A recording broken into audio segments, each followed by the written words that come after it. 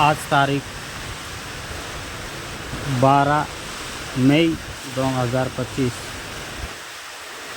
आज सोमवार। या दिवशी पाऊस लई पडला आहे। गाव आंबा, तालुका शिरपूर, जिल्हा धुळे। धुळे जिल्ह्यातला शिरपूर तालुक्यात आंबा गाव खेडागावहून एकदम जबरदस्त पाऊस आणि वार पण आहे। तुम्ही बघा, इथं मोबाईलात दिसतंय, हे बघा, एकदम म्हणजे जबरदस्त पाऊस आला आहे। एकदम खतरनाक पाऊस आला आहे, हे तुम्ही पाहू शकता। बघा हे।